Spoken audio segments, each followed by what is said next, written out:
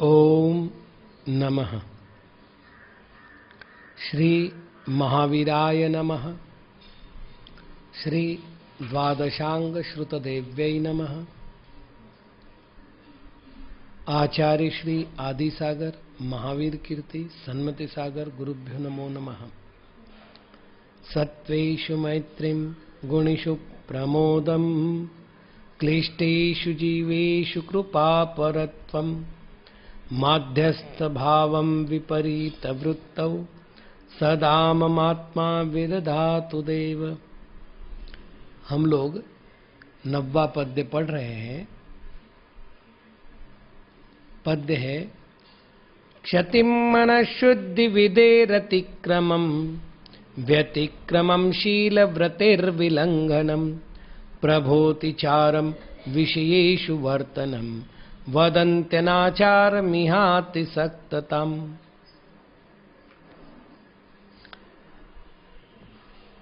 हमने जाना सरंभ, समारंभ, आरंभ,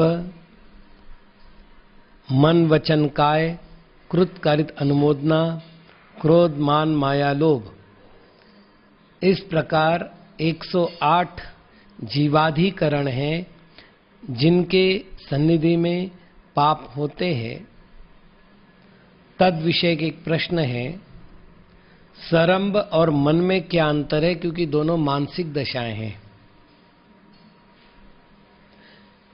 आचार्य परंपरा में नियम है शब्द भेदो ध्रुवार्थ भेदो इति। जहां शब्द का भेद होता है वहां अर्थ का भेद अवश्य होता है। मन में जो राग द्वेषादि की लहरें चलती है, कषाय और प्रमाद उत्पन्न होता है, इसका आधार मन है। वहां पर मन से ये अर्थ लेना है, अर्थात मन में उत्पन्न होने वाले भाव, ये उसका मन का अर्थ है।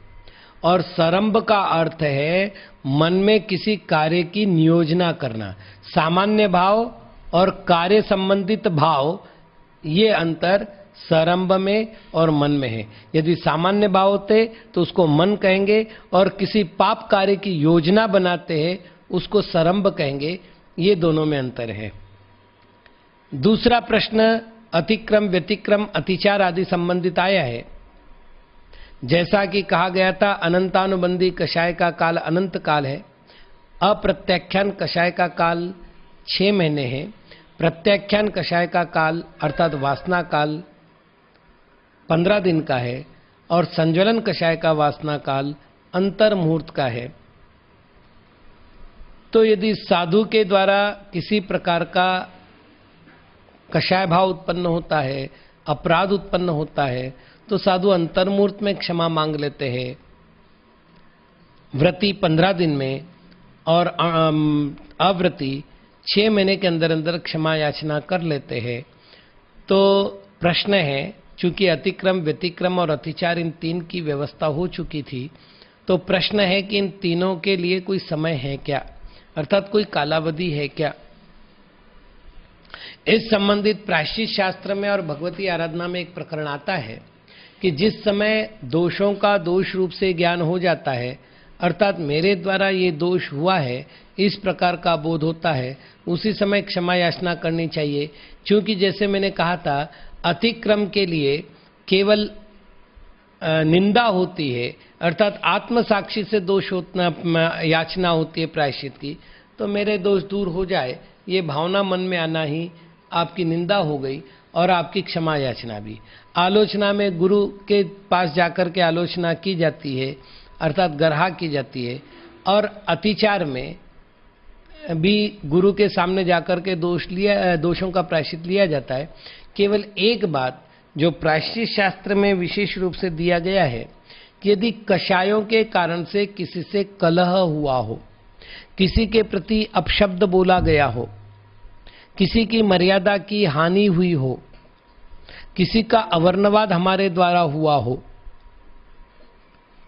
तो प्रायश्चित शास्त्र कहता है कि अगले प्रतिक्रमण से पहले, जैसे साधु और व्रती नित्य में प्रातः काल प्रतिक्रमण करते हैं उसको कहते हैं रात्रिक प्रतिक्रमण, और सायंकाल में प्रतिक्रमण करते हैं उसको कहते हैं दैवसिक प्रतिक्रमण। मान लेते हैं कि किसी साधु से अथवा अव्रती गृहस्थ से अव्रती गृहस्थ से कोई कलह रूप परिणाम हो गया, अथवा व्रती का किसी व्रती से या किसी अव्रती से कलह रूप परिणाम हो गया, तो प्रायश्चित शास्त्र के अनुसार अगला प्रतिक्रमण करने से पहले वो उनसे जाकर के क्षमा याचना करे, उसके बाद वो प्रतिक्रमण नाम का अपने आवश्यक कर्म को पूरा करे। यदि वो क्षमा याचना किए बिना प्रतिक्रमण करता है तो उसका प्रतिक्रमण स्वीकार नहीं है, अर्थात वो प्रतिक्रमण किया ऐसा प्रायश्चित शास्त्र स्वीकार नहीं करता। इसका अर्थ है, जैसे उदाहरण के लिए किसी ने दोपहर में 2 बजे किसी के साथ विवाद कर लिया है, शाम को 5 बजे वो प्रतिक्रमण कर रहे हैं, तो 2 बजे से 5 बजे के बीच में जाकर वो जिससे कलह हुआ उससे क्षमा याचना करेंगे और 5 बजे प्रतिक्रमण करेंगे। यदि 5 बजे से पहले उन्होंने क्षमा याचना नहीं की है तो वो प्रतिक्रमण के पात्र नहीं है, और यदि उसके बाद भी वो प्रतिक्रमण करते हैं तो प्रायश्चित शास्त्र के अनुसार उनको अतिरिक्त विशिष्ट प्रायश्चित है। अब प्रायश्चित क्या है वो यहाँ बताना उचित नहीं है, बस विशिष्ट प्रायश्चित है। इसका अर्थ है कि प्रतिक्रमण करने से पूर्व हमें प्रायश्चित याचना कर लेनी चाहिए। तो ये 2 प्रश्नों के उत्तर हो गए। अब हम बढ़ते हैं। हमने जैसे चर्चा की थी उसमें हमने कहा था कि अतिक्रम में केवल मन की शुद्धि की हानि होती है, व्यतिक्रम में व्रतों की मर्यादा का उल्लंघन होता है, अतिचार में व्रतों का एक देश भंगपना होता है, विषयों का सेवन होता है, और ये तीनों दोषों तक प्रायश्चित की व्यवस्था जिनागम में है। अनाचार में प्रायश्चित की व्यवस्था नहीं है। कई जीवों ने ये भ्रांत धारणा बना रखी है कि जो अनजाने में होते वो अतिचार और जो जानबूझ करके होते उसे अनाचार कहते हैं। ऐसा नहीं होता, ऐसा स्वीकार भी नहीं करना चाहिए।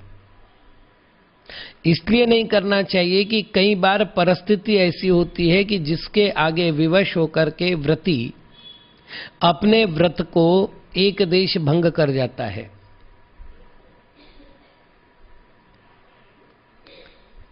मैं आपको 1-2 उदाहरण देता हूं। एक साधु विहार करते हुए काफी दूर तक मार्ग में चल चुके हैं और ऐसा प्रसंग आ जाए कि अब थोड़ा सा मार्ग उनको हरी घास पर करना पड़ रहा है, एकदम थोड़ा सा मार्ग, लेकिन यदि नहीं करते तो पीछे 10-1 किलोमीटर लौटना पड़ेगा और दूसरा कोई मार्ग नहीं है।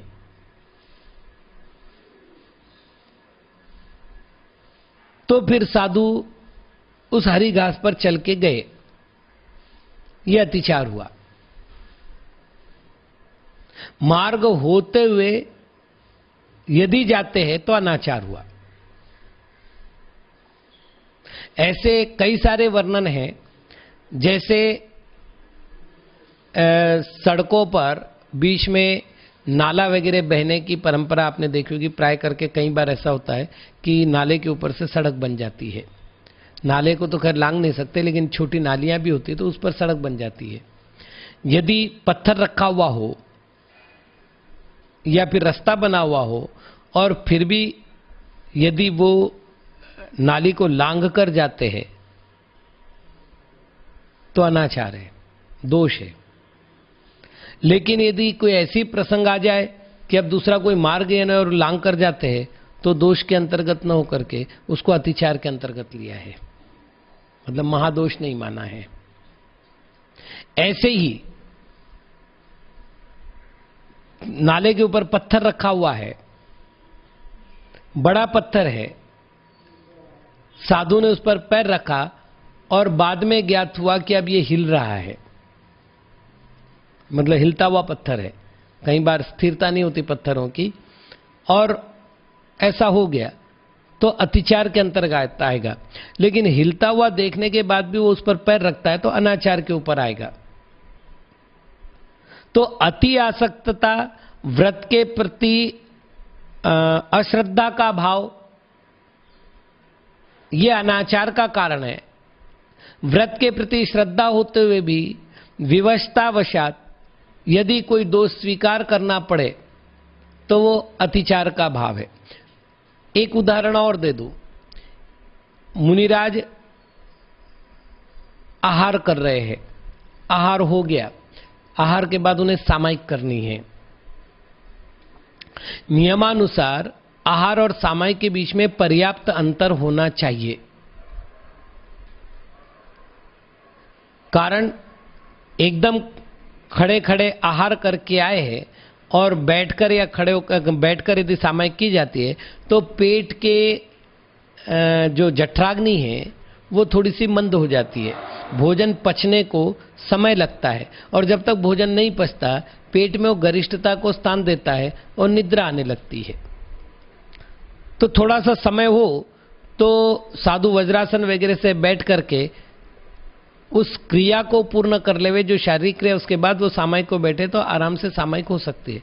लेकिन कभी ऐसा होता है जैसे 10 साढ़े 10 बजे तक विहार करके ही पहुंचे, उसके बाद अभिषेक देखा, आहार को निकले और 11:15 बजे के आसपास या 11:20 11:25 के आसपास उनका आहार पूरा हुआ और आकर के उनको 11:36 के आसपास सामायिक को बैठना है, तो पर्याप्त समय नहीं मिला। अब सामायिक को बैठे और डुलकी आ रही है, अर्थात झपकी आ रही है, तो झपकी अतिचार के अंतर्गत है। लेकिन अब नींद आ रही है, ठीक है, सामायिक धंधो आज के दिन, सो गए, तो अनाचार में आ गया। अब नींद आ रही है ये वो जान रहे हैं और उसमें झपकी आ रही है वो भी जान रहे हैं, कोशिश कर रहे हैं कि वो जगे, लेकिन आप अच्छी तरह जानते हैं कि पुनः पुनः नींद आ रही है, तो ये अतिचार के अंतर्गत है। अतिचार अनजाने में होता है ऐसा नहीं है, जान करके भी अतिचार होते हैं। कई बार तो विवशतावश स्वीकार किए जाते हैं। अभी एक नई बात बता रहा हूं। एक मुनिराज है जो रुग्णावस्था में है, उनके पास स्थिरता से बैठने की क्षमता नहीं है, सामायिक को बैठे हुए और बार बार उनका हाथ पैर हिल रहा है, उनको शरीर हिलाने के साथ अपने पैरों को हिलाने में अपने हाथों का प्रयोग भी करना पड़ रहा है। ये काय दुष्प्रणिधान है और अतिचार है और जानबूझ के हो रहा है, लेकिन वो असमर्थता के वश हो रहा है। अब यदि कोई अहंकारवश, ठीक है हो गया 10 मिनट बैठ गया, अब मैं आसन बदल देता हूं, यूं करके बदल देने, अनाचार में आ गया। तो बहुत सी व्यवस्था जैनागम में अतिचार अनाचार के अंतर्गत विभाजन के लिए आई है। जो प्रत्यक्ष में गलतियां दिख रही वो अनाचार ही हो ऐसा कोई नियम नहीं है, अतिचार के अंतर्गत भी हो सकती है। प्रायश्चित की याचना करते समय शिष्य ने अपने दोष बता दिए, दोष की परिस्थिति बताई, दोष के समय के परिणाम बताए, उसको देख करके आचार्य परमेष्ठी निर्णय करते हैं ये अतिचार है अथवा अनाचार है। इसलिए जब कभी हम किसी व्रती के और साधु के दोष देखें तो उसका तत्काल उच्चारण ना करें, जनवाच्यता ना करें, ज्यादा से ज्यादा हम उस साधु से निवेदन कर दे या मौन रख ले। कई बार ऐसे प्रसंग आते हैं कि हमारे द्वारा कहे गए वो वचनालाप साधु के जीवन को कलंकित कर देते हैं। आपका एक समय का कलंक हो गया और वो साधु जीवन भर उस कलंक के भार को ढोता बैठेगा। जबकि आपके पास ये निर्णित नहीं है। मैं आपको मेरे संग में घटी हुई एक छोटी सी घटना से अवगत करा दूं। मुनि सूरतनाथ नगर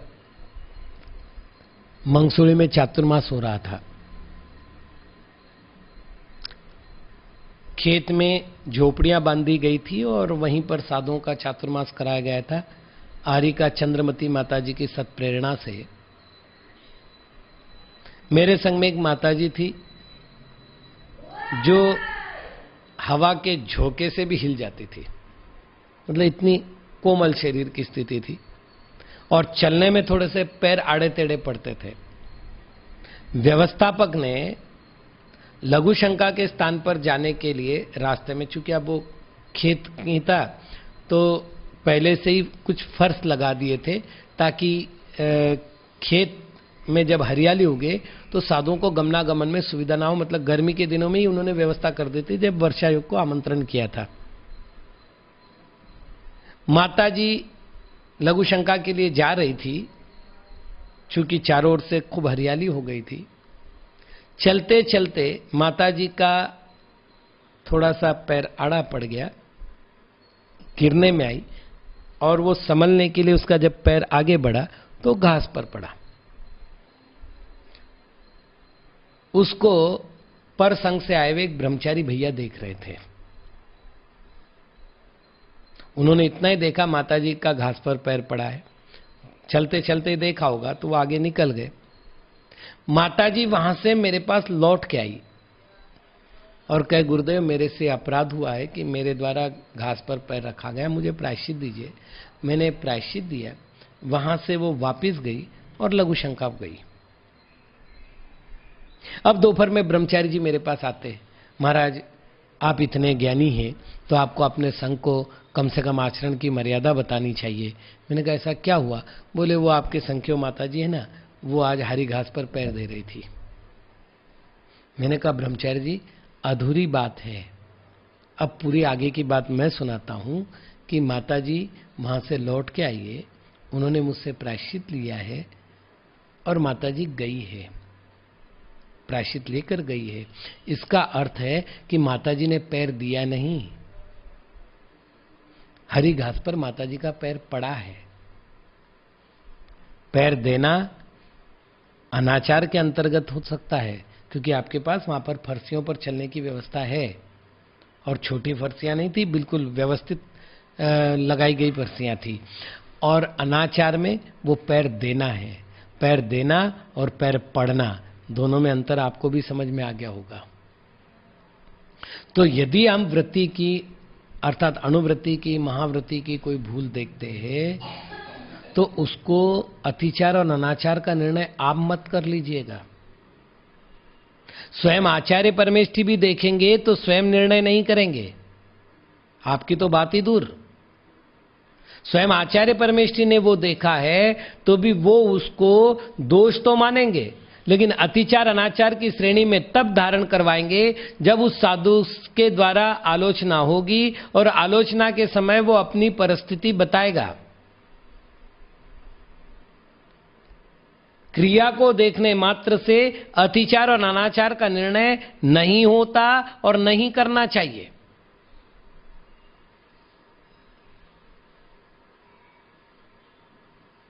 बड़े बड़े अपराध होते हैं साधुओं से भी और गृहस्थों से भी, तभी तो प्रायश्चित शास्त्र की मोटी मोटी पुस्तकें लिखी गई है।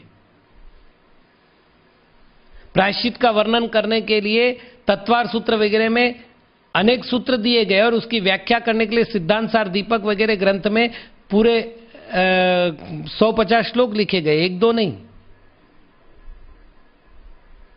बहुत लंबी व्यवस्था है। आलोचना के 10 दोष, प्रायश्चित के 10 भेद, किसी में 9 किसी में 10 किए। ये सारी व्यवस्थाएं क्यों करनी पड़ी? इसलिए करनी पड़ी कि इसका निर्णय एकाकी नहीं किया जाता। एक आधी घटना देखी।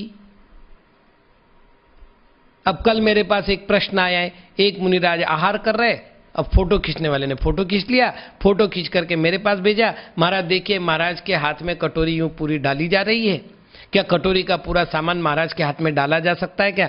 नियमानुसार कुछ तो बचना चाहिए। पूरे का पूरा सामान साधु को नहीं दिया जाता, नियमानुसार कुछ बचना चाहिए। उन्होंने कहा ऐसा हो सकता है क्या?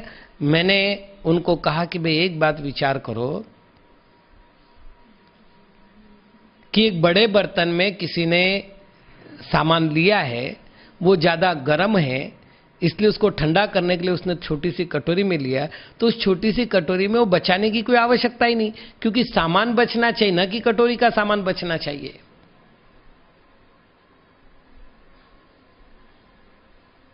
तो आपने तो इतना देख लिया और उसको आपने फोटो खींच करके ये दोष है ये सिद्ध कर दिया।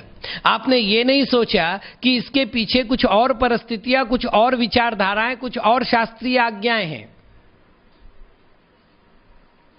वर्तमान में मुनियों को लेकर के जितनी चर्चाएं चल रही है, यदि आप इसको सामान्य रूप से किसी विद्वान के पास, किसी साधु के पास, किसी वरिष्ठ आचार्य के पास बैठ करके निर्णय करने लग जाए, तो आप ये कहेंगे कि इसमें से आधे तो दोष है ही नहीं, आपने माने हैं। और हमारे मानने के पीछे जो आधार है वो हमारी भ्रांत धारणाएं हैं, आगम की मर्यादाएं नहीं। और हम उसका प्रचार प्रसार करते जा रहे हैं। फलतः साधु की निंदा का पाप बांध करके हम अपने व्रतों में अनाचार कर रहे हैं। साधु से दोष नहीं होते, व्रती से दोष नहीं होते, मैं ऐसा नहीं कहता। आचार्य समंतभद्र महाराज स्वयं कहते हैं, बाला शक्त जनाश्रयाम। बाल अर्थात जिनकी अल्प अनुभव है, अल्प बुद्धि है और अशक्त, रुग्ण आदि अवस्था है, व्रत परिपालन करने की सामर्थ्य पूर्ण रूप से उनमें नहीं है, ऐसों व्रतियों के द्वारा, व्रति में दोनों आ गए, अनुव्रति महाव्रति, उनके द्वारा दोष हो जाते हैं। तभी उन्होंने कहा वाच्यताम यत्र मार्जन्ति तद्वदन्ति उपगूहनम। आगे वो कह रहे दर्शनात् चरणात् वापि चलताम। कोई दर्शन मार्ग से, कोई चारित्र के मार्ग से चलित हो रहा हो तो आलोचना नहीं, उसका स्थितिकरण करो। यहां पर कई सारे प्रश्न उठ जाएंगे कि कब तक स्थितिकरण करें, वो तो करते जा रहे, वो करते जा रहे, माध्यस्थ भाव विपरीत वृत्तौ, उनकी चर्चा वो जाने। हम क्या कर सकते हैं अपनी सम्यक दर्शन की रक्षा के लिए, मैं केवल उतनी चर्चा कर रहा हूं। मैं किसी का कर्ता नहीं हो सकता। उन्होंने बुद्धिपूर्वक देवशास्त्र गुरु के चरणों में व्रत लिया है, उनके विषय में वो अच्छी तरह जानते हैं, उनके विषय में वो आलोचना कर रहे कि नहीं, प्रायश्चित ले रहे कि नहीं, ये सारी बातें उनके, हमारे मन में यदि उनके व्रतों के प्रति अनुराग है, उनके संयम मार्ग के प्रति प्रेम है, क्योंकि न धर्मो धार्मिक विना, तो फिर हम उनके संयम को बचाने के लिए अपनी ओर से जो सहयोग कर सकते हैं वो करें। तो जैसे एक सहयोग ये हुआ कि मैं एक शास्त्र का ज्ञानी हूं, तो मैंने उनको बता दिया महाराज इस शास्त्र में ये व्यवस्था है, तदनुसार मुझे लगता है कि आपका ये दोष है, एक बार आप विचार कर लेवे, गुरुजनों से चर्चा कर लेवे, बात खत्म हो गई। एक्स के दोष वाई को बताने से एक्स के दोषों का निराकरण तो नहीं होगा, उल्टा वाई के मन में उस व्रति के प्रति ग्लानि के भाव उत्पन्न होंगे। तो आप श्रद्धा को क्यों बिगाड़ रहे? पौंडीचेरी में हमने स्पष्ट रूप से क्लास में नियम दिया था हमारे छात्रों को कि भाई यदि कोई भी मैसेज साधु के विरोध में, व्रति के विरोध में, धार्मिक जनों के विरोध में आते हैं, आप उस मैसेज को डिलीट कर दो और अपनी ओर से वो मैसेज किसी को पास मत करो, बस इतना ही नियम कर लो।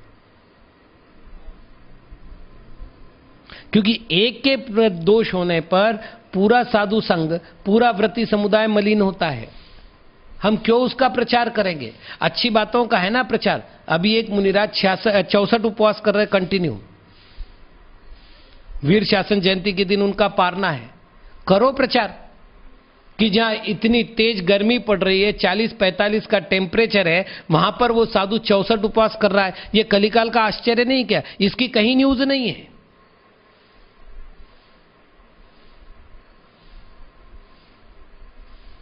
एक साधु 12-12 घंटे तक अध्ययन कर रहा है, कहीं सूचना नहीं है। आज भी शठरस त्यागी साधु हमारे पास है, कहीं उनकी चर्चा नहीं होती। एकांतर करने वाले ऐसे साधु मैं आज भी बता सकता हूं, जो रोज विहार भी कर रहे थे, एकांतर भी कर रहे थे। आचार्य देवसेन जी को मैंने देखा है, मुनि महिमा सागर जी को मैंने देखा है, उपवास भी कर रहे हैं और विहार भी चल रहा है। कहीं चर्चा नहीं है इनकी कि इतनी अच्छी साधना कर रहे पंचम काल में रहते हुए भी। किसी साधु का एक अपराध हुआ कि मैसेज पर मैसेज शुरू हो गए। विचार करिए, हम चाहते क्या है?